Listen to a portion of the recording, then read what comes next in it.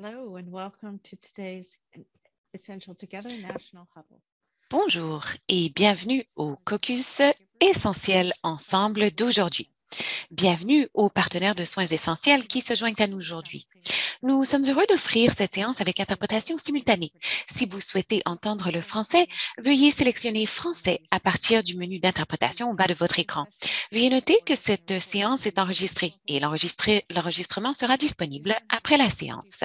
Si vous ne l'avez pas encore fait, veuillez prendre un instant pour répondre à la question de sondage affichée à l'écran. Faites défiler l'ensemble du sondage pour voir les questions en anglais et en français. Et n'oubliez pas de cliquer sur « Envoyer ».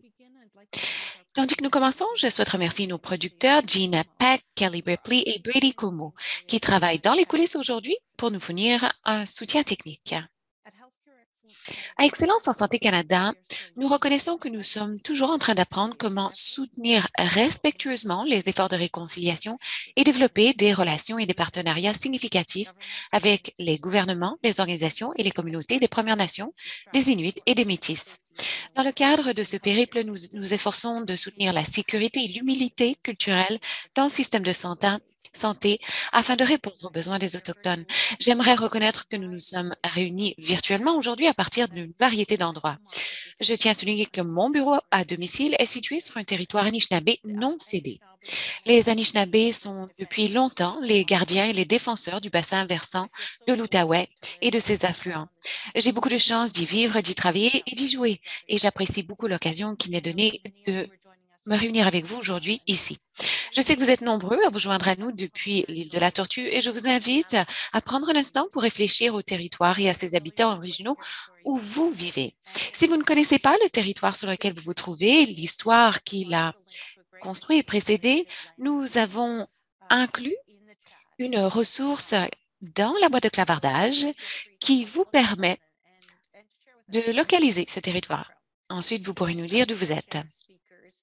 Tandis que je présente nos conférencières, je vous demande de prendre un instant pour vous présenter dans la boîte de clavardage et de nous indiquer d'où vous nous provenez.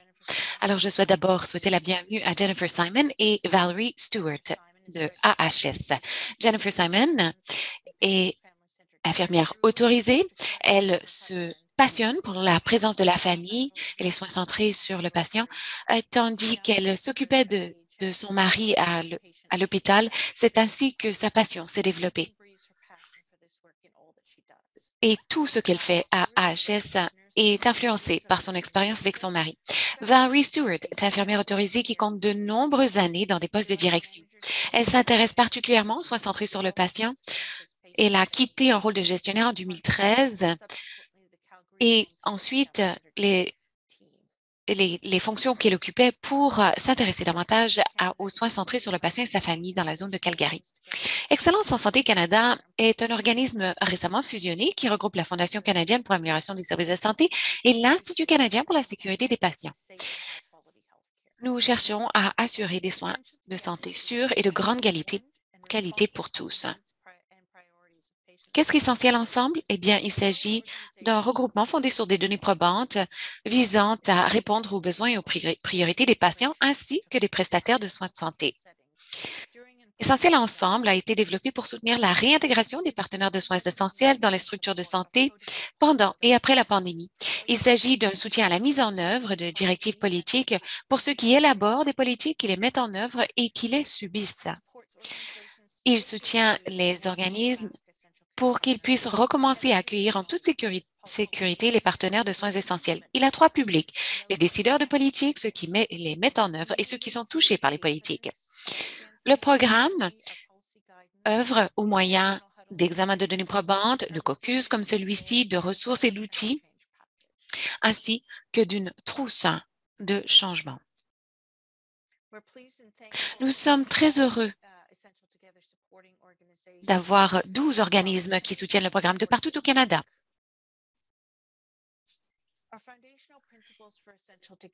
Les principes fondamentaux d'Essentiel Ensemble sont d'abord que la présence de la famille est essentielle. Il s'agit aussi d'un programme multi-instance et il existe beaucoup de préoccupations, de défis très similaires dans l'ensemble du secteur hospitalier et des soins de longue durée. Les principes fondamentaux ont été élaborés conjointement dans le cadre d'un processus de laboratoire politique collaboratif qui a réuni des décideurs politiques, des dirigeants des systèmes de soins de santé et les personnes qui sont touchées par ces décisions, prestataires, administrateurs, patients, familles et proches aidants. Ces orientations ont été mises à jour en 2021 sur la base de données probantes recueillies dans le cadre de la COVID-19. Le programme Essentiel Ensemble comprend également un serment. Ce serment encourage une communauté d'organisations travaillant ensemble pour renforcer les politiques de visite centrées sur le patient et la famille au sein des organisations et de l'ensemble du secteur. Il s'agit d'une stratégie visant à mettre en évidence les organisations qui ont démontré un engagement envers les principes fondamentaux. Et donc, ce serment est un appel à l'action et un moyen de reconnaître les partenaires qui sont des chefs de file dans le domaine. En plus des ressources d'Essentiel Ensemble et de l'apprentissage entre pairs, les organismes prennent ce serment. Les organismes plutôt qui prennent ce serment sont reconnus comme organisation championne des partenaires de soins essentiels et sont également reconnus sur le site Internet de SC. Elles agissent comme mentors pour d'autres organismes engagés en matière de pratiques centrées sur la personne et sa famille et ont également accès à un encadrement, tandis qu'elles s'engagent à recentrer les soins sur les partenaires. Je suis également heureuse d'annoncer que beaucoup d'organismes ont prêté ce serment, dont Hearthstone Manor en Colombie-Britannique, Saskatchewan Health Quality Council, Forestdale Home au Nouveau-Brunswick, Tideview Terrace en Nouvelle-Écosse, ainsi que l'École d'éducation permanente de l'Université McEwen, ainsi que St. Joseph's Healthcare Guelph et le système de santé William Osler en Ontario.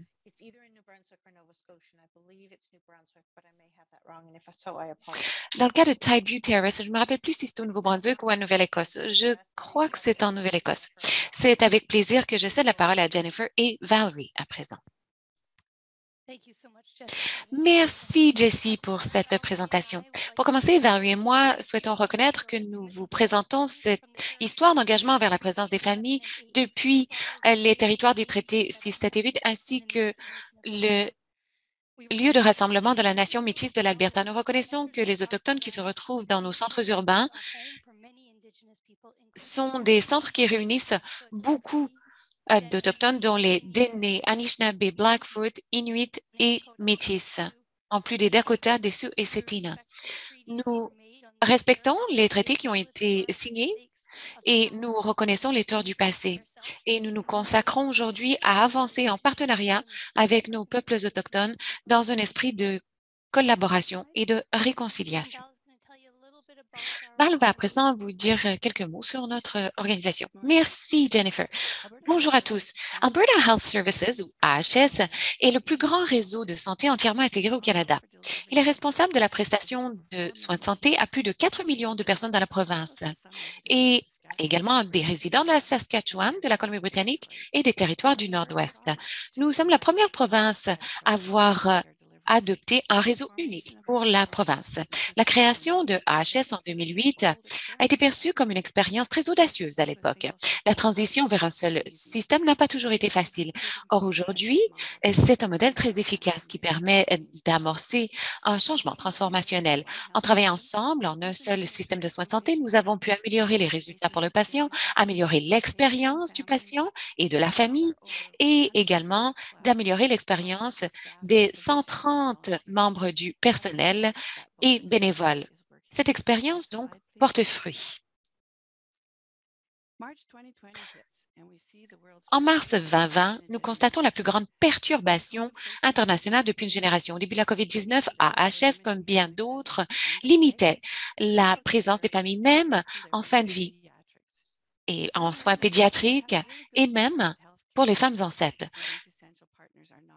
ces confinements nous ont bien montré qu'il y a eu des conséquences inattendues à l'exclusion des familles. Nous avons constaté une augmentation des préoccupations rapportées par les patients concernant les visites. Et par ailleurs, il y a eu des impacts importants sur l'expérience du patient, angoisse, dépression et comportement réactif. Et nous avons constaté un impact aussi sur l'utilisation des mesures de contention et des antipsychotiques. Une étude de Calgary a constaté une augmentation de 9 dans les contentions mécaniques et 21 d'augmentation dans l'utilisation des moyens de contention pharmacologiques.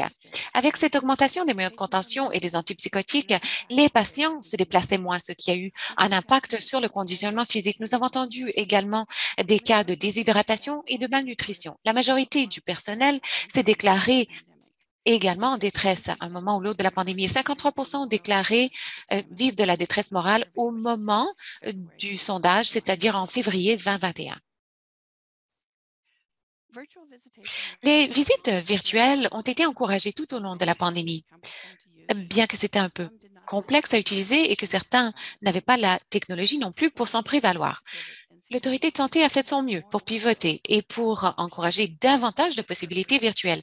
On a acheté des tablettes dont on a fait don pour encourager les liens virtuels. Des bénévoles ont également offert des visites virtuelles, surtout avec les patients qui n'avaient pas de famille avec qui communiquer.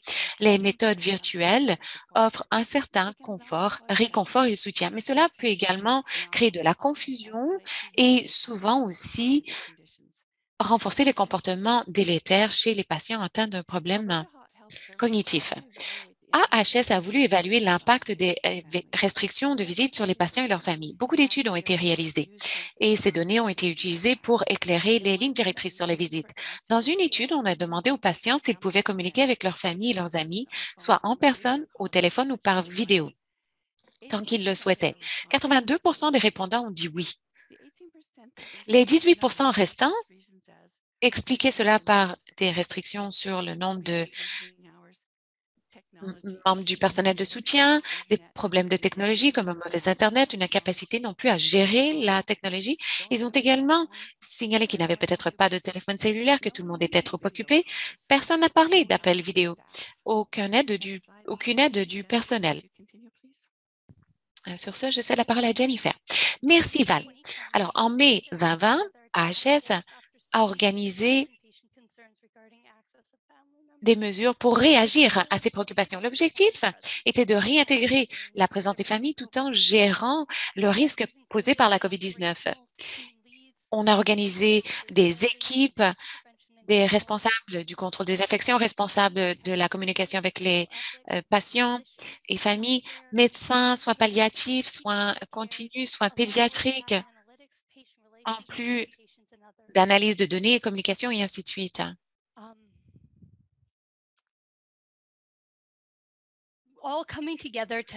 Tous se sont réunis pour essayer de nous aider à comprendre comment on pouvait avoir aussi la présence des familles et l'atténuation des risques de la COVID-19. C'est ce qui nous a permis de prendre connaissance de l'ensemble des scénarios, d'envisager toutes les personnes qui sont touchées par nos décisions. Le groupe que nous avons créé est resté existant pendant toute la pandémie pour essayer de gérer les vagues de cette pandémie depuis 2 ans. Nous commençons nos réunions en examinant les données concernant les patients et en se rappelant que ce sont de vraies personnes qui sont véritablement touchées par les décisions que nous prenons. Nous examinons à la fois les données et les récits derrière ces données et nous tâchons d'apporter des améliorations continuelles. Voici un exemple d'une préoccupation présentée par une famille à qui les données ont donné vie. Je voulais voir ma femme qui était dans une installation pendant près de 2 mois. Son dernier séjour a été de plus de 2 semaines. Nous ne savons pas du tout quand elle aura son congé. On ne peut pas la voir en raison des restrictions de COVID. Or, nous sommes le seul système de soutien dont elle peut profiter. Sa santé mentale en souffre comme la mienne. La santé mentale est un élément important du séjour hospitalier et la santé mentale de ma femme en pâtit. Étant donné qu'on ne peut pas se voir, les appels vidéo sont une chose et nous pouvons avoir accès à cela, mais elle est très craintive, comme moi, de sa santé physique et cela a un impact sur sa santé mentale. Tenir sa main, l'embrasser sentir ma présence près de chez elle, près d'elle. C'est important. Elle a 72 ans et elle portera tout l'équipement de protection personnelle. Je vous demande de faire une exception. Laissez-moi la voir pendant une heure, un jour ou un jour sur deux. Je suis vraiment désespérée. Je pense que le déclin de sa santé mentale aura un impact sur sa santé physique. Je vous demande, je vous implore de me laisser la voir. Nous avons eu beaucoup de chance à AHS d'avoir un conseil consultatif de patients et de proches ressources qui étaient déjà en ligne et qui pouvaient nous aider à mettre en place nos orientations. Ce groupe nous a aidés à établir des orientations, à définir ce qui était important et quelles valeurs il fallait respecter tandis qu'on faisait ce travail.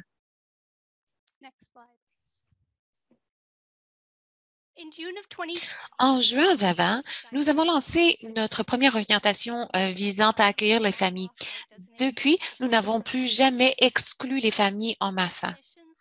Les définitions qu'on a conservées sont membres de la famille et personnes de soutien désignées, c'est-à-dire une ou plusieurs personnes choisies par le patient.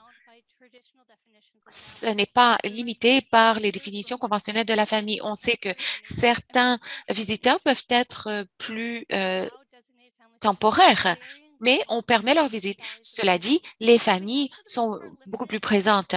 On a limité les visiteurs aux circonstances aggravantes et aux situations de fin de vie et aux visites externes lorsqu'elles sont possibles. En plus, nous avons ajouté au dépistage des questions pour savoir si la personne est une personne désignée et vérifions que cette personne est effectivement la personne désignée. Certaines unités se servent d'une liste qui est envoyée à la réception pour la journée. Certaines unités appellent l'unité et confirment avec le dossier du patient que c'est effectivement la personne désignée. Nous avons amélioré la communication avec le public pour aider le public à comprendre ce rôle et nous sommes très clairs par rapport à qui est quelqu'un de désigné et qui est un visiteur. On a aussi demandé à notre gouvernement d'en parler dans ses conférences de presse. Alors, certaines personnes nous ont demandé pourquoi avez-vous parlé de membres de la famille et de personnes de soutien essentiels désignés? Pourquoi? Eh bien, parce que essentiel au début, c'était quelqu'un qui offrait des soins et le personnel devait déterminer qui était essentiel et qui ne l'était pas. Si vous alimentiez, par exemple, vous étiez désigné essentiel. Si le personnel ne pouvait pas faire quelque chose que vous faisiez, vous étiez essentiel. Alors, pour cette raison, on s'est écarté du mot essentiel, on a préféré désigner. C'est-à-dire que c'est le patient qui doit décider. C'était au patient de décider qui devait participer à ces soins. Et ça reflète vraiment le besoin de prendre en compte le choix de celui-ci.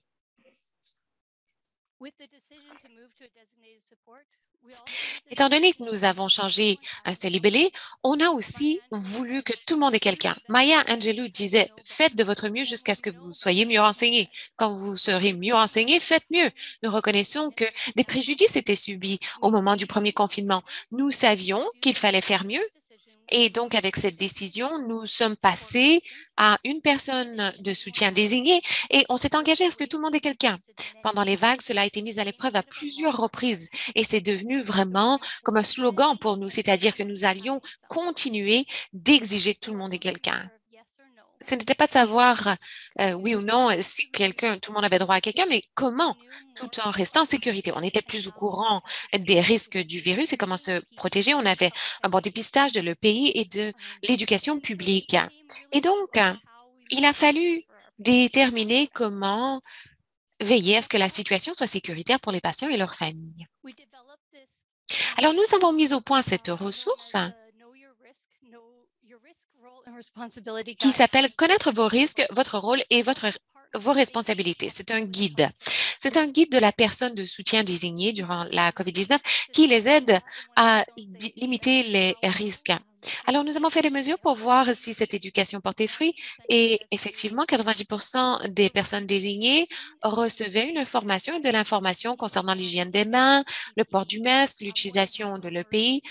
Plus de la moitié recevait des renseignements concernant les limites en matière de mouvement sur le site, ce qui nous permet de déterminer si les familles comprennent ce que l'on présente. Et ceci nous permet aussi de voir comment nous améliorer. Et étant donné qu'on s'est concentré beaucoup sur la COVID, on a un peu mis de côté le confort pour les familles. Et c'est quelque chose qu'on voudra améliorer au cours des années à venir. C'est dans des moments difficiles qu'on se sent plus proche de son fort intérieur et qu'on sait qui on est. C'est Sheryl Sandberg qui l'a dit.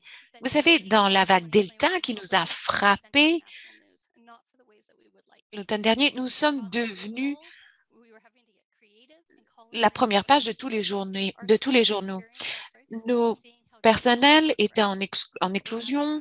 Nous étions au maximum et le personnel était effrayé. Voici une citation d'un membre du personnel. Entendre que la sécurité du personnel est moins valorisée que celle des patients, d'avoir des membres de la famille qui viennent visiter malgré un test positif à la COVID ou des membres de la famille qui mentent par rapport à leur isolement. On a eu beaucoup de membres du personnel exposés à la COVID provenant de visiteurs qui ont menti sur leurs symptômes. Nous avons dû annuler des chirurgies, nous avons constaté des éclosions dans la majorité des sites de soins de courte durée et ça a été difficile pour le personnel de comprendre pourquoi on permettait toujours aux familles de venir. Et en plus, on a constaté un clivage politique chez nous avec des manifestations sur le site hospitalier. On a eu énormément de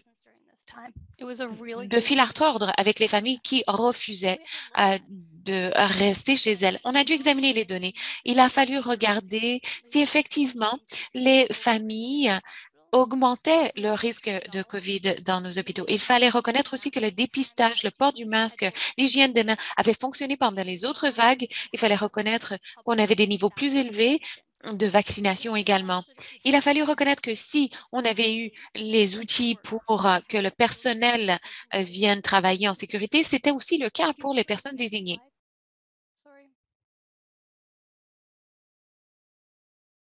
Two more slides. Sorry, I got behind. Thank you. Alors, à ce moment-là, il a fallu reconnaître que si on pensait vraiment que la présence des familles... Ah, on a un peu d'avance. Voilà. Alors, il a fallu reconnaître que si on pensait vraiment que la présence des familles était nécessaire, il fallait appliquer les mêmes règles aux membres de la famille désignés qu'aux membres du personnel. Dans les moments désespérants, il faut agir. Alors, on a voulu revoir le libellé. On voulait que les personnes désignées puissent participer aux soins, reconnaître que si les choses déraillaient, on avait besoin des familles pour qu'elles sauvent le système. Les membres des familles désignés étaient heureux d'aider pour optimiser les soins.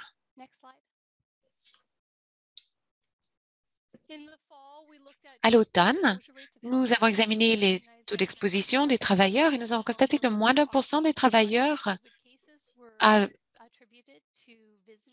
un cas de COVID associé à une exposition à un membre de la famille désigné. Les mesures de contrôle n'étaient plus en place. On avait un travailleur de la santé qui était en contact avec un visiteur asymptomatique au moment où le masque était mal porté, tandis par exemple que le visiteur pleurait. Et donc, il y a eu un contact malheureux avec un membre du personnel. Il faut avoir des communications clés à l'effet que les mesures de protection fonctionnent et que la probabilité de contracter un virus d'une personne désignée était très faible.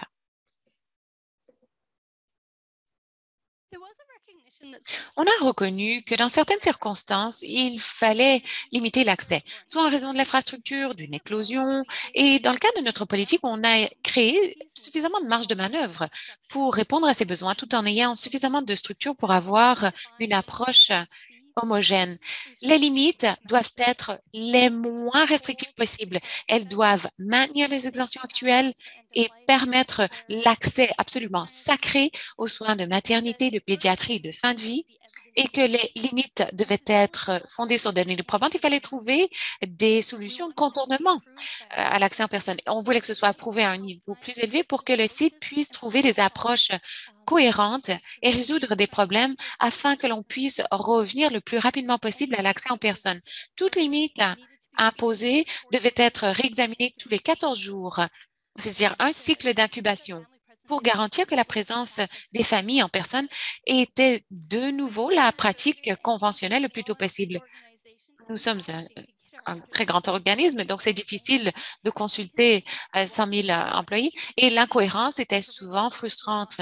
Les règles de la province n'étaient pas toujours déployées uniformément, ça variait d'une unité à l'autre. Certaines familles étaient préoccupées et leurs efforts de rencontre de défense des intérêts de leurs proches n'étaient pas toujours respectés. Cela créait beaucoup de frustration. Les divers moyens d'interpréter les politiques de visite sont toujours un problème et ça continue d'être un problème dans une organisation de notre taille. Ce que l'on voulait, c'est que toute limite additionnelle suive un processus et soit limitée dans le temps. Sur ce, je cède la parole à Val. Merci, Jennifer. Alors, comme Jennifer l'indiquait, nous voulions garantir que tout le monde est quelqu'un et que la personne désignée soit présente en sécurité. En plus du guide « Connaissez votre rôle », diverses stratégies ont été déployées pour veiller à ce que la personne désignée puisse être présente en toute sécurité. Un formateur des PSD est une des stratégies que nous avons déployées. Nous en avons eu d'autres. C'était fondé sur le programme de formateurs en matière de pays. Donc, c'est un formateur qui est membre du personnel actuel. Ce n'est pas un membre du personnel additionnel qui est choisi par le gestionnaire et qui est formé pour ce rôle, c'est-à-dire offrir du soutien aux personnes désignées afin qu'elles puissent participer à la planification des soins, à la prise de décision, c'est-à-dire un accès sécuritaire pour ces personnes désignées. C'était important que les formateurs se rappellent que les lignes directrices évoluent et donc ils étaient une personne ressource pour les personnes désignées, mais aussi pour le personnel. Ils ont aidé aussi les visiteurs à comprendre comment porter le pays. Dans les 24 heures d'une admission, un formateur était déployé pour aider la personne désignée à déterminer ce qu'il fallait faire. Ce formateur faisait aussi l'objet d'une vidéo qui permettait aux personnes désignées de comprendre à quoi s'attendre. Cela a été créé par l'équipe de mise en œuvre et par le post YouTube de AHS. Nous avons fait des mesures, comme Jen le disait, pour évaluer si ces stratégies fonctionnaient ou non. Les personnes désignées ont dû répondre si effectivement ils avaient pu communiquer avec l'équipe de soins tant qu'elle le voulait. Les 3/4 de nos répondants ont dit oui, mais on a aussi identifié des domaines d'amélioration potentielle. Les familles n'étaient pas au courant qu'elles pouvaient communiquer avec l'équipe de soins et le personnel était souvent peu disponible lorsque les familles étaient présentes ou qu'elles appelaient. Elles ont dit parfois c'est difficile de rencontrer quelqu'un, ils ne retournent pas vos appels, je ne les connais pas, je ne connais pas leur nom, je ne sais pas du tout comment communiquer avec eux, je ne savais pas que c'était possible. Nous voulions aussi déterminer si les personnes désignées étaient invitées à participer autant qu'elles le souhaitaient aux soins du patient. Et vous le voyez, la majorité ont dit oui. Si vous cliquez de nouveau, vous allez constater que 31 ont indiqué parfois ou jamais. On a aussi demandé si le personnel hospitalier permettait à la personne désignée d'être présente quand le patient voulait qu'elle reste. La majorité ont dit oui, mais si vous cliquez de nouveau, vous allez voir que 15 ont dit non. Et de nouveau, 25 ont indiqué « je n'ai personne ». Nous voulions savoir quel était l'impact des restrictions sur nos patients et leurs familles. Et donc, nous avons identifié divers thèmes qualitatifs. Par exemple, l'isolement, se sentaient très seuls, être incapable de voir leur famille était difficile, le nombre de visiteurs était un problème, ne pas pouvoir changer la personne désignée. Et certains répondants ont dit, je trouve que c'est difficile de rester ici pour ma convalescence. Je préférerais rentrer chez moi pour être avec mes proches. Le fait que ma famille puisse venir me voir m'aider, ça m'aide à relaxer et ça me permet de ne pas trop me précipiter pour sortir, même si c'est ce que je veux. Ça me réconforte. Ma personne désignée est épuisée. Je pense que le soutien de la famille est essentiel pour la guérison et aussi pour enlever de la pression personnelle. Je ne peux voir ni mes parents ni mon mari. Ma famille ne peut pas être réunie. Ce n'est pas la même chose d'être au téléphone. Certains participants ont décrit un impact positif des restrictions. Ils ont dit, je préfère ne pas avoir joué l'autre lorsque je suis malade. C'est un endroit beaucoup plus calme sans les visiteurs. et plus sécuritaire pour ma famille. C'est mieux qu'ils soient à l'écart. C'est étrange, mais chaque fois, je ne dois plus reculer.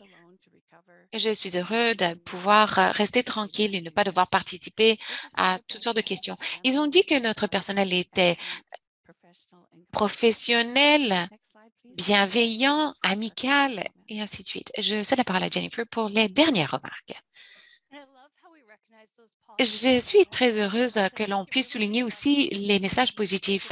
Cela montre bien que les patients doivent avoir le choix de qui leur rend visite et quand, et leur interaction également, sachant que ce n'est pas tout le monde qui a envie d'avoir quelqu'un. Il y a certaines personnes qui sont très heureuses d'avoir un peu moins d'interaction. Et c'est une véritable leçon pour nous en Alberta, c'est-à-dire que lorsqu'on a décidé qu'on voulait avoir une conversation, à savoir qui devrait être présent, qui ne devrait pas être présent, ça nous a permis de reconnaître les différences chez nos patients et comment ils veulent interagir avec leur famille. Les messages clés sont de rester fidèle à vos valeurs. Les moments sont durs et c'est ici qu'on sera le plus mis à l'épreuve. Ne pensez pas plutôt à oui ou non peuvent-ils venir, mais plutôt comment peuvent-ils venir de manière sécuritaire. Et si vous avez des limites, elles doivent avoir une raison d'être, un objectif, et elles doivent être limitées dans le temps et encadrées par un processus. La majorité de nos ressources se trouvent sur ce site Internet, le site net de Alberta Health Services, AHS. Si vous avez des questions, des préoccupations pour Val ou moi, vous pouvez communiquer avec nous par l'entremise de l'adresse électronique affichée à l'écran, patient.engagement@ahs.ca. Merci et merci à Excellence en Santé Canada de nous avoir invités à partager notre récit par rapport à cet engagement au service de la présence des familles en période de pandémie. Merci Jennifer et Valerie. Vous avez partagé un travail difficile, mais également gratifiant depuis 2 ans. Je sais que ce travail n'a pas commencé par la pandémie. Vous êtes d'ardentes défendresses de la présence des familles depuis de longues années en Alberta. Alors, nous vous invitons à présent à saisir vos questions et vos observations pour Jennifer et Valerie. Je vois que nous en avons reçu dans la boîte de clavardage. Certaines sont des observations très positives de la part de nos participants, à savoir que les familles doivent être celles qui décident, renforcement des liens de confiance, créativité. Parfois, le chemin est un peu chaotique, mais il faut persévérer. Alors, on vous remercie d'avoir partagé le travail que vous faites. Il y a une observation que je vais transformer en question qui concerne l'aspect culturel, les approches qui sont un peu exclusives sur le plan de la culture et la création de tensions. Je pense à ce libellé partenaire de soins essentiels. Cela n'est pas forcément bien accepté par les patients et les familles d'origine sud-asiatique. Si vous ne l'avez pas vécu, bon, je sais que je vous mets un peu sur la sellette, mais j'aimerais savoir ce que vous en pensez. Alors, je ne peux pas dire qu'on ait vécu ça. Cela dit, Val, vous avez peut-être autre chose à dire, ou peut-être que quelqu'un de AHS a quelque chose à dire. Je ne peux pas dire qu'on ait vraiment beaucoup de préoccupations par rapport à cela. Ce que je dirais cependant, c'est que quand on disait essentiel, les gens se sentaient un peu exclus, un peu comme une liste de contrôle. C'est-à-dire que si vous correspondez à une de ces cases, vous pouvez entrer, sinon non. Et puis, on se posait la question, qui coche ces cases? Alors, comme infirmière, je veux dire que je peux tout fournir à mes patients, que je peux les aider. Est-ce que je suis la meilleure personne à cocher les cases concernant leur soutien affectif? Pas forcément. Alors, on s'est dit, si c'est fondé exclusivement sur les tâches, ça limite beaucoup qui peut venir. Et il y a beaucoup de gens qui se disaient, bon, nous sommes le personnel, on peut le faire, c'est pas essentiel d'avoir un membre de la famille. Alors, on s'est beaucoup écarté de ça. On voulait vraiment que les patients aient les rênes pour qu'ils puissent identifier qui ils voulaient, comment ils voulaient que ces personnes participent et leur permettre d'avoir le choix, de reconnaître que Les gens ont des besoins différents. Sur le plan culturel, certaines des grandes choses qu'on a entendues, c'est que, bon, oui, les chiffres, c'est-à-dire le nombre de personnes qui ont visité, étaient faibles et certaines familles sont très grandes et donc ça pouvait poser problème. Vous le voyez dans les observations de Val.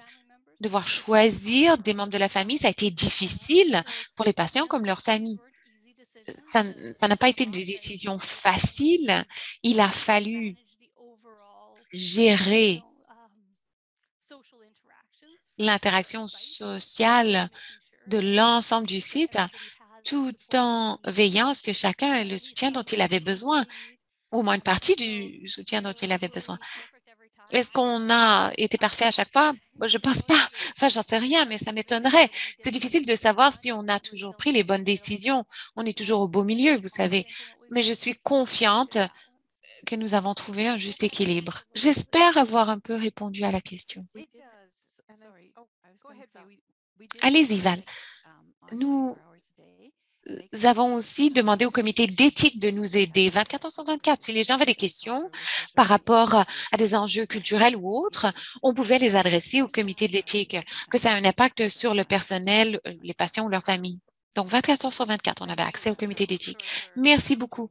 Désolée de vous avoir interrompu. Je ne savais pas que vous alliez intervenir. Mais c'est très bon de le savoir. Merci. Et je pense que ça répond aussi à la question. C'est un cheminement continu, si vous voulez. La majorité des personnes qui font ce travail font face aux mêmes difficultés, c'est-à-dire les patients, les familles, les proches aidants.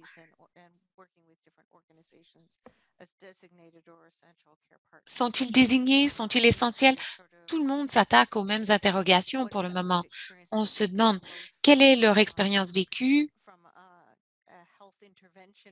du point de vue de l'intervention en santé, mais également du point de vue de l'EDI, de l'équité, de la diversité et de l'inclusion. Alors, merci d'en avoir parlé. Esha, j'espère qu'on a un peu répondu à ce que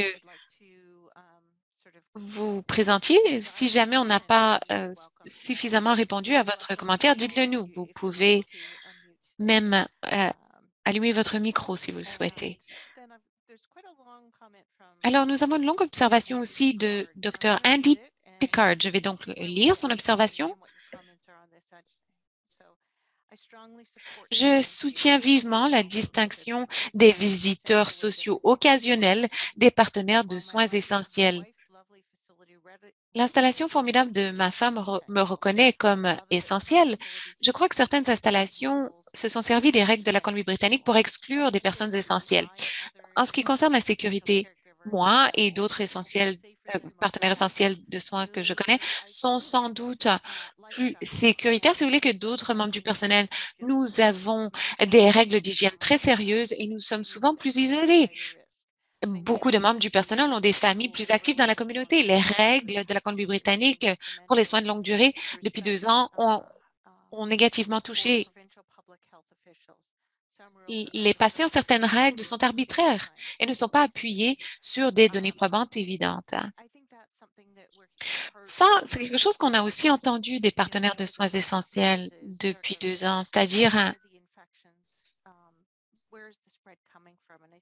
d'où vient la propagation, d'où viennent les infections.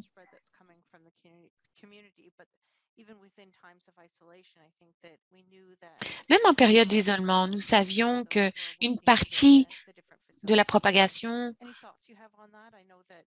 provenait parfois des membres du personnel, surtout ceux qui se partageaient entre plus d'une institution, plus d'un établissement. Je sais que la prévention et le contrôle des infections est toujours la première chose à laquelle on pense, en plus de garantir que les soins sont bien prodigués et que les patients sont en bonne santé physique et mentale. Oui, tout à fait. Pendant le confinement, on a constaté des conséquences graves, inattendues, qui présentaient un risque pour la sécurité du patient. Et donc, je pense qu'il faut reconnaître que ces restrictions sont risquées à certains égards. Donc, il a fallu examiner les données soigneusement et il y a un peu de manque de données par rapport à comment de cas de COVID acquis en établissement étaient associés aux visiteurs ou aux soutiens familiaux. Ce qu'on avait cependant, c'était des données de l'Alberta au sujet des cas de travailleurs qui étaient attribués à la présence des familles et des visiteurs. Et c'était très faible. J'aimerais et j'espère qu'un jour, on aura davantage de données concernant les infections de patients, mais dans l'ensemble, on a trop peu de données. Alors, nous avons dû dire, avec la survenue du variant Delta, on a un peu paniqué, on a dit, bon, il faut tout fermer. Et il a fallu se dire, bon, est-ce qu'on a des données qui nous permettent de croire que c'est la bonne mesure à prendre? Est-ce qu'on a des moyens de prévenir la propagation? Et commencer à se poser les questions. Ça n'a pas été facile.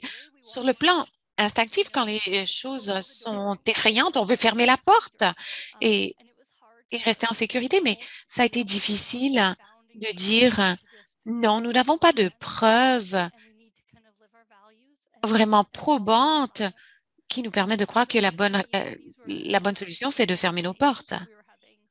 Mais ce sont les conversations qu'on avait aussi au sein de nos équipes pour nous aider à, si vous voulez, à contester ces idées préconçues. Bon, on n'a pas tout fait parfaitement. On a du personnel qui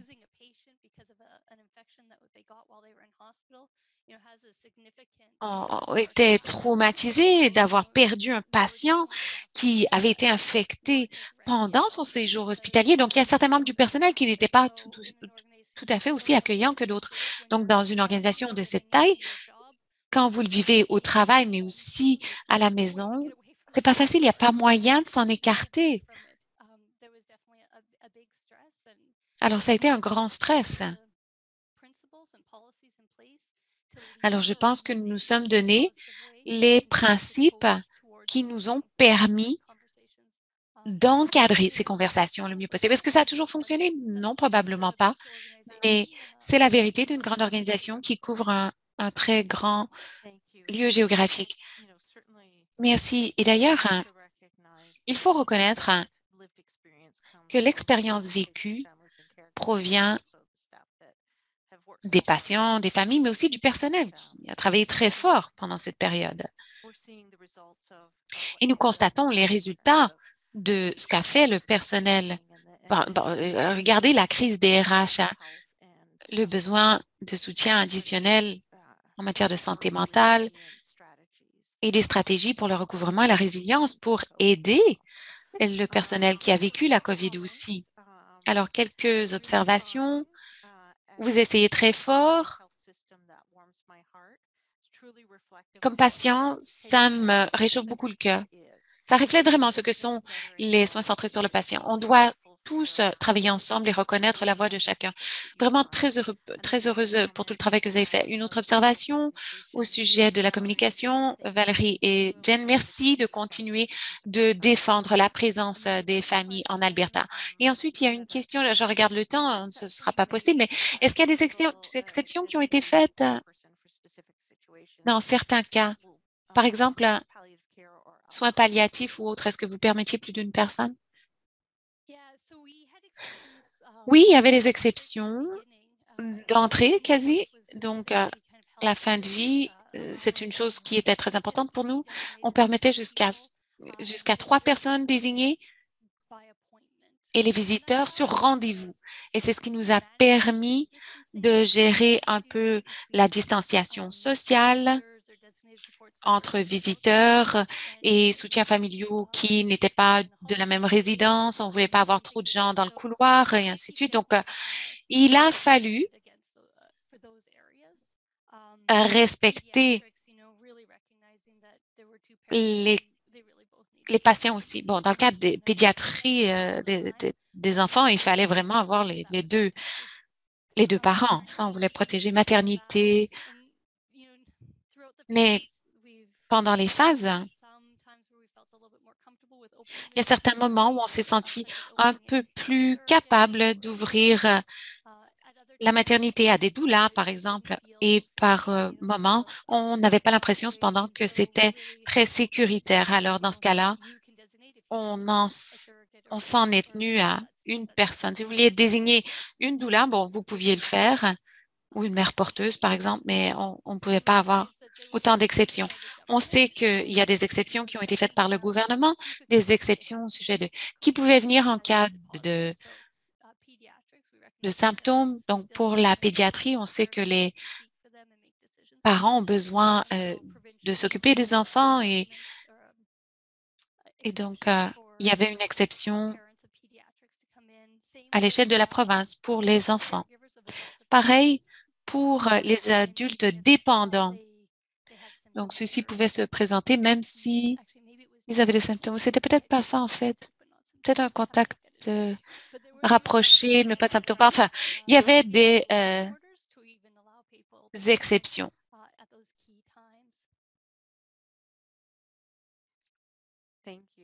Merci. Alors, nous allons passer à la conclusion. Il y a quelques commentaires additionnels dans la boîte de clavardage. Alors, si vous avez le temps, répondez-y peut-être. Ce serait formidable. Voilà, il n'y a plus qu'une chose à l'écran. Alors, de nouveau, merci infiniment, Jennifer et Valérie. Ça a été une conversation très importante pour nous d'apprendre ce qui s'est passé en Alberta, car de nouveau, étant donné que nous ne sommes pas en Alberta, nous avons entendu des nouvelles, peut-être pas celles qu'on aurait voulu. Donc, ça a été formidable de voir ce que vous avez fait pour garantir que les personnes désignées soient disponibles et aient accès à leurs proches et que leurs proches aient le soutien dont ils ont besoin au moment où ils en ont besoin. Alors, très heureuse d'annoncer que Tideview Terrace et Eden Alternative, situé à Digby, en Nouvelle-Écosse, seront des nôtres le 20 avril pour une discussion ouverte, notre prochain caucus, et il sera question de l'accueil des partenaires de soins essentiels en période de COVID, les obstacles et les facteurs favorables et pourquoi ils ont prêté le serment essentiel ensemble. Le prochain caucus sera le 20 avril, donc, mais il y en aura aussi le 18 mai, le 15 juin et le 20 juillet. Alors, consultez notre site Internet pour avoir davantage d'informations. Si vous voulez présenter une communication comme membre de notre groupe, n'hésitez pas à nous le dire, car nous aimerions avoir vos lumières, savoir ce à quoi vous travaillez dans votre établissement de soins ou votre région. On apprend toujours de ces conversations et on apprécie beaucoup ceux qui ont partagé avec nous. Je souhaite conclure en remerciant nos conférencières, le personnel de SC et l'interprète qui permettent à ces séances d'avoir lieu, ainsi que vous, notre public, d'avoir été des nôtres. Nous vous enverrons une liste de ressources additionnelles incessamment, ainsi qu'un lien vers l'enregistrement qui sera disponible sur la page du caucus d'Essentiel Ensemble sur notre page. Et vous pouvez aussi écrire à l'équipe de SC en tout temps. Merci infiniment. Et nous vous demandons de prendre un tout petit instant pour nous parler de votre expérience de ce caucus en répondant à notre sondage. Et tandis que vous le faites, je vais vous dire merci et vous faire savoir que après quelques minutes, nous allons fermer la séance d'aujourd'hui. Je me réjouis de vous retrouver en avril. Merci. Passez une excellente fin de journée.